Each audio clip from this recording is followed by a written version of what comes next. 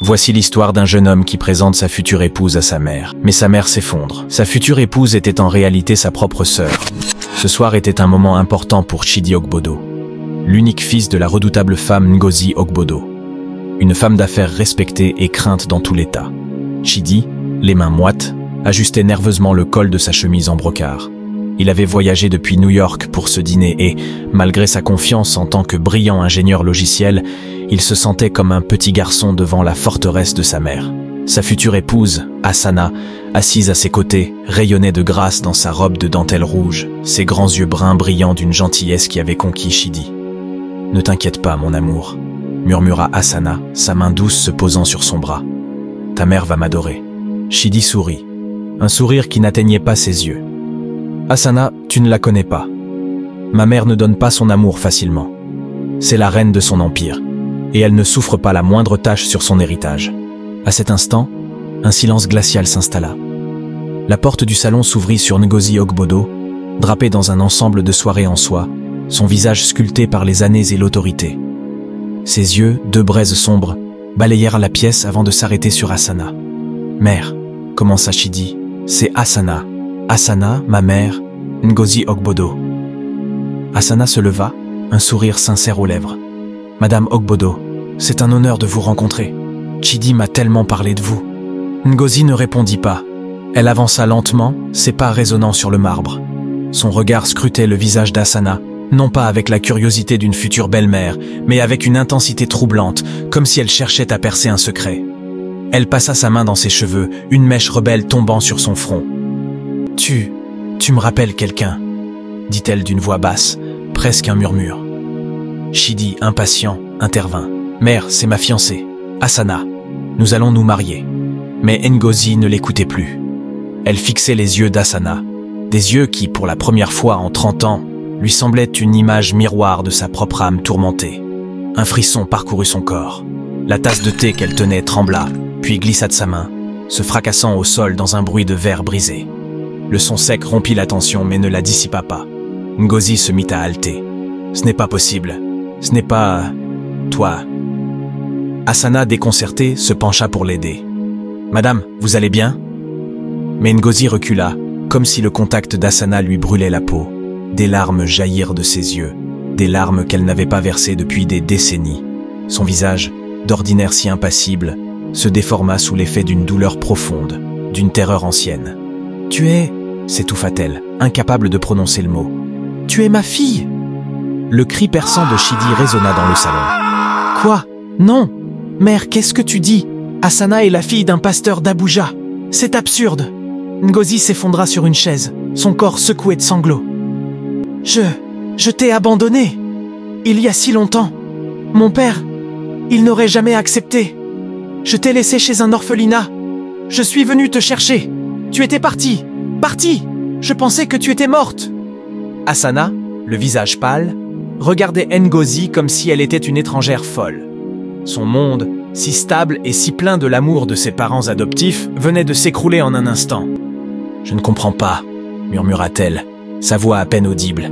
« Ma mère est morte en me donnant naissance. Mon père m'a élevé. » Ngozi secoua la tête. « Non, pas lui, ce n'était pas ton père. C'était un homme, un vieil ami, un homme qui m'avait brisé le cœur. Et puis j'ai dû le faire, ma fille. J'ai dû. » Chidi, incapable de supporter la scène, s'appuya contre le mur, son cœur battant à tout rompre. Le passé sombre de sa mère, qu'il avait toujours pensé être une fabrication de ses ennemis, venait de prendre forme devant ses yeux. Et c'était sa bien-aimée Hassana qui en était le fantôme. « Qu'est-ce qui s'est passé, mère? Explique-toi » cria Chidi. « Non, ne me demande rien » cria Ngozi en retour. Elle se tourna vers Hassana, les mains jointes sans prière. « Hassana, ma fille, ma belle-fille, je t'en supplie, pardonne-moi » Hassana la regarda, ses yeux remplis non pas de colère, mais d'une profonde tristesse. « Mon père m'a toujours dit que ma mère biologique était morte. Pour lui, c'était la vérité. Alors, qui êtes-vous? Et qui est-ce que vous avez abandonné ?» Ngozi se tut, ses larmes continuant de couler. Une vérité horrible se dessinait sur son visage. Le fait que l'homme qui avait élevé Hassana n'était pas son père biologique n'était que le début d'un secret bien plus sinistre. La voix de Ngozi se brisa, une expression de terreur et de chagrin gravée sur son visage. « Mon père, le père que tu as connu, ma fille. » Ngozi ferma les yeux, une larme solitaire roulant sur sa joue. Il s'appelait Obi Okoro. C'était le frère aîné de mon propre père. Il n'était pas mon père, il était mon oncle. Le cœur de Asana manqua un battement, ses mains couvrant sa bouche, incapable de retenir le cri qui menaçait de s'échapper. « Vous mentez! Mon père est mort! Il a toujours dit... Il ne pouvait pas te dire la vérité !» intervint Ngozi, la voix rauque. La femme d'affaires, si fière et si froide, semblait s'être effondrée en une vieille femme brisée. « Une nuit, il y a 30 ans, j'étais jeune et naïve. Mon père, il m'avait promis à un homme que je n'aimais pas, un homme riche de la haute société d'Enugu. Mais moi, j'aimais un autre. Un artiste sans le sou, un homme libre et beau. Obi, ton père. Obi. » Les yeux de Ngozi se perdirent dans le vide, une scène lointaine se rejouant devant elle. J'ai défié les souhaits de mon père. J'ai fugué. J'ai vécu avec Obi pendant quelques mois. Il était ma seule joie dans un monde qui m'avait préparé à une vie de servitude. Un jour, mon père a envoyé ses hommes me chercher. Ils m'ont traîné jusqu'à la maison, m'ont enfermé. C'est à ce moment-là que j'ai découvert que j'étais enceinte de toi, Asana. Un silence s'installa, le seul son étant les sanglots étouffés de Ngozi et la respiration haletante de Chidi. Mon père, il était implacable. Il a menacé d'assassiner Obi s'il me revoyait. Il a dit que j'étais une disgrâce pour le nom Ogbodo. Il a arrangé mon mariage et m'a forcé à me débarrasser de toi. Une nuit, en secret, j'ai accouché dans la maison d'une vieille sage-femme. J'étais si faible. J'ai tenu mon bébé dans mes bras, toi mon petit ange. J'ai vu tes yeux, les yeux de ton père. J'ai su que je ne pourrais jamais les oublier. J'ai supplié mon père, mais il était comme une pierre. Ngozi leva les yeux vers Asana, sa fille, et une autre vague de larmes la submergea. Mon propre père m'a forcé à t'abandonner, ma fille. J'ai donné mon bébé à un orphelinat en ville, avec une petite liasse d'argent et une promesse silencieuse de revenir te chercher un jour. Mais mon père, il a découvert mon plan. Il a envoyé ses gardes surveiller l'orphelinat. Le lendemain, il a découvert que j'avais fait le nécessaire pour que le bébé ne manque de rien et l'a fait adopter immédiatement. Quand je suis revenu, ils ont dit que tu avais été prise par une famille chrétienne d'Abuja, un homme et sa femme qui ne pouvaient pas avoir d'enfant. Asana se laissa tomber sur le canapé, son corps secoué par un tremblement incontrôlable. Mon père, il m'a toujours dit que ma mère était morte en me donnant la vie. Mais c'était vous. Et lui, il vous a volé? Non, non. C'est plus sombre que ça, murmura Ngozi, sa voix un fil ténu. Obi, ton père, il a tout perdu à cause de mon père. Mon père a détruit sa vie, et il a tout fait pour ne plus me voir, persuadé que je l'avais trahi. Et la famille qui t'a adopté, ce n'était pas un pasteur et sa femme. Le silence tomba de nouveau, plus lourd que le précédent.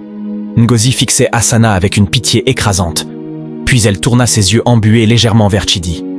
Chidi, mon fils. La famille qui a élevé Asana, c'était le frère de mon père, le pasteur John Okoro. Et John Okoro n'était pas un pasteur. Il était un homme du monde, rempli de haine et de vengeance. Et il a élevé ma fille pour la transformer en la fiancée de mon fils. Il a attendu 30 ans pour voir cette famille brisée en deux. Chidi, abasourdi, sentit la haine s'installer dans son cœur. Non, c'est impossible. Je ne le crois pas. Ngozi ferma ses yeux et laissa une nouvelle vague de larmes s'abattre sur son visage. Tu ne me crois pas, Chidi? Alors demande à l'homme qui t'a élevé de te montrer son vrai visage. Demande-lui pourquoi il a fait ça. Le visage de Ngozi se tordit dans une dernière confession, les mots semblant lui brûler la gorge. John, le soi-disant père de ta fiancée, il a manipulé nos vies pendant 30 ans pour se venger. La personne que tu penses être le pasteur le plus saint d'Abuja n'est en fait que l'instrument d'une vengeance calculée, qui a fait grandir sa propre fille pour qu'elle devienne un jour la femme de son propre frère, pour qu'il puisse les détruire et le monde qu'ils ont construit. Le lendemain matin, la villa Ogbodo, d'ordinaire si vibrante, était plongée dans un silence de mort. Chidi, étendu sur son lit, les yeux fixant le plafond, avait l'impression de flotter dans un cauchemar dont il ne pouvait se réveiller. Les paroles de sa mère, Ngozi, tournaient en boucle dans sa tête, chaque mot une lame plantée plus profondément dans son cœur. Elle est ta sœur, ma fille, élevée par un monstre, pour te détruire. Chidi ne parvenait pas à démêler la vérité du chaos. Tout son monde, construit sur l'amour qu'il portait à Asana et le respect qu'il vouait à sa mère, venait de voler en éclats. Comment une femme aussi puissante et calculatrice que Ngozi Ogbodo, sa mère, aurait-elle pu être une victime? Comment l'homme pieux et aimant qui avait élevé Asana, un homme respecté de tous, pouvait-il être un instrument de vengeance? Il se leva, son corps lourd, et se dirigea vers la chambre d'amis où Asana avait passé la nuit. Il frappa doucement à la porte. Il entendit des sanglots étouffés et un faible « Entrez ». Asana était assise sur le bord du lit, sa robe de la veille froissée, son visage gonflé par les larmes. Elle leva les yeux vers Chidi, et ses yeux, d'habitude si pleins de vie, étaient remplis d'une douleur insondable. « Tu es là » murmura-t-elle, sa voix se brisant. « Je suis là » répondit Chidi. « Je ne sais pas quoi dire. Je ne sais pas quoi penser. »« Pense que ma vie est une farce, Chidi » dit Asana, les larmes coulant de nouveau. « Tout ce que j'ai cru être ma vérité n'était qu'un mensonge. Mon père, l'homme qui m'a appris à marcher, qui m'a raconté des histoires le soir, qui m'a dit que ma mère était un ange parti trop tôt, il a tout manigancé. Il est un monstre. Je sais, mon amour, dit Chidi, tendant la main pour la prendre. Asana la retira brusquement, le choc de la veille encore trop vif. Ne me touche pas. Nous sommes liés par un mensonge. Mon père, ton grand-oncle, il voulait que sa fille épouse son neveu pour se venger. Je ne peux pas penser à nous comme avant. Le cœur de Chidi se serra. Il pouvait voir l'horreur dans ses yeux. Il savait que le lien qui les unissait était désormais empoisonné par le passé. « Asana, je t'aime !» Cela ne change rien. Nous avons grandi à des milliers de kilomètres l'un de l'autre. Nous n'avons jamais su. Nous sommes les victimes de tout ça, pas les coupables. « Je sais, Chidi, » répondit-elle, un sanglot secouant son corps. « Mais est-ce que tu ne vois pas? Nous ne pouvons pas continuer. Chaque fois que je te regarderai, je verrai les larmes de ma mère, ta mère. Chaque fois que je regarderai ma mère, je verrai l'homme qui nous a tous trahis. C'est fini. » Les mots de Asana étaient comme une sentence de mort. Un froid glacial s'empara de Chidi, la rage s'accumulant en lui. Cette rage n'était pas dirigée contre Asana, ni contre sa mère, Ngozi. Elle était dirigée contre le véritable architecte de ce cauchemar, l'homme qu'Asana appelait son père. Il se tourna vers elle, les yeux durs. « C'est lui qui a fait ça, Asana. C'est l'homme qui t'a élevé, John Okoro. C'est lui qui a créé cette toile de mensonges. Et je ne resterai pas là à regarder sa vengeance détruire nos vies. Je ne peux pas te promettre que tout redeviendra comme avant, mais je te promets que je lui ferai payer pour tout. » Chidi quitta la chambre sans un regard en arrière, la détermination gravée sur son visage. Il croisa sa mère dans le couloir, son visage marqué par la même douleur qu'Asana. Elle voulut lui parler, mais Chidi la dépassa sans un mot. Il descendit les escaliers à grandes enjambées, attrapa les clés de sa voiture sur la console et se dirigea vers la porte d'entrée. « Chidi, où vas-tu » cria Ngozi, sa voix emplie de panique. Chidi s'arrêta, se tourna, son regard croisant le sien, rempli d'un mélange de pitié et de ressentiment. « Je vais trouver la vérité, mère. Je vais voir l'homme que tu as abandonné et que j'ai cru être un saint. L'homme qui a élevé ma fiancée comme si elle était la sienne. Et je lui demanderai pourquoi il a fait de nos vies une scène de film d'horreur. » Il n'attendit pas la réponse de sa mère. La porte se referma derrière lui dans un claquement sourd, laissant Ngozi seul dans l'entrée, la main sur la bouche, sachant que la confrontation qui allait suivre allait soit les libérer, soit les anéantir pour de bon.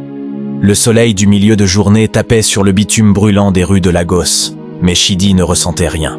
Sa voiture filait à travers le trafic chaotique, un chaos qui ressemblait étrangement à l'état de son esprit. Il ne pensait à rien d'autre qu'à l'homme qu'il allait confronter. L'homme qu'Asana avait appelé papa toute sa vie, le soi-disant pasteur, John Okoro. Chaque mot de sa mère Ngozi résonnait dans sa tête, aiguisé par la rage. Il allait arracher la vérité à cet homme. Il allait l'obliger à avouer le mal qu'il avait infligé à leur vie. Il arriva devant la maison de John, une modeste demeure en briques rouges dans un quartier calme d'Abuja. Chidi en avait un souvenir d'enfant, un lieu de paix et de prière, où John le recevait avec des sermons et des sourires chaleureux. Aujourd'hui, le lieu lui semblait sinistre, une cachette pour un serpent. Il n'hésita pas. Il frappa à la porte, un coup sec et violent qui ne laissait aucun doute sur son humeur. La porte s'ouvrit sur John Okoro lui-même. Le vieil homme, en chemise de lin blanc, affichait son sourire habituel, son regard bon enfant et ses cheveux gris soigneusement coiffés. « Chidi, mon fils, quelle surprise de te voir. Tu as une mauvaise mine. Entre, entre. » Chidi ne bougea pas. Il fixa John, les yeux durs, sans répondre à son sourire. « Ne m'appelle pas mon fils, John. Pas après ce que je sais. Où est Asana ?» Le sourire de John vacilla, ses sourcils se froncèrent légèrement. « Asana est à Lagos avec toi, Chidi. Que se passe-t-il? Que s'est-il passé hier soir ?» Tu sais très bien ce qui s'est passé, cracha Chidi, sa voix basse et menaçante. Tu as passé toute ta vie à la manipuler. Tu as élevé ma fiancée pour qu'elle devienne un jour la femme de ma famille, pour nous détruire tous. Tu es l'instrument de la vengeance d'un passé qui n'est même pas le tien. Dis-moi, John, dis-moi pourquoi tu as fait ça. Le visage de John Okoro se figea. Il regarda Chidi, puis se détourna et s'assit lourdement sur une chaise dans son salon. Le pasteur aimable avait disparu, remplacé par un homme dont les traits étaient durcis par la haine et l'amertume. « Je vois que Ngozi a enfin craché son venin, » dit John, son ton désormais glacé. « C'est bien. J'ai attendu 30 ans pour ça.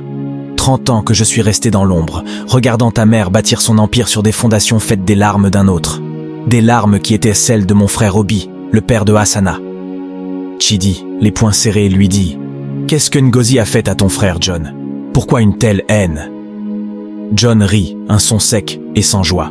« Ton grand-père, le père de Ngozi, a détruit mon frère. Il l'a déshonoré, l'a chassé de la ville, parce qu'il n'était qu'un artiste sans le sou.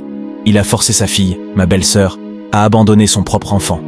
Mon frère a sombré dans l'alcool et la folie, avant de mourir dans la misère. Quand j'ai appris la vérité, la haine a pris racine en moi. J'ai juré de me venger de Ngozi, de son père et de toute leur lignée. »« Alors tu as pris Asana ?» demanda Chidi, la voix brisée. « Tu as fait de ma fiancée une arme ?»« Asana ?» La voix de John se fit plus douce, presque protectrice. « Asana est ma fille. Je l'ai prise dans l'orphelinat pour la sauver. Je l'ai élevée avec amour, oui, avec amour. Elle était le fruit du seul amour que mon frère ait jamais connu. Si tu l'aimais, pourquoi as-tu gâché sa vie ?» cria Chidi, la colère l'emportant sur la pitié. « Gâché sa vie ?» Le visage de John se tordit dans un rictus de folie.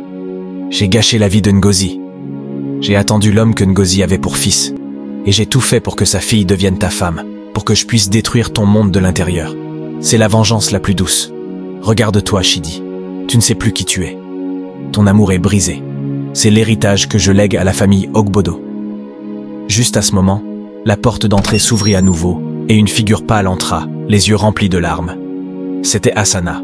Elle avait suivi Chidi, un sentiment de terreur grandissant en elle. Elle s'arrêta, les yeux rivés sur John, son visage une peinture de désespoir et de trahison. Elle avait tout entendu. « C'est donc la vérité », murmura Asana, ses genoux flageolants.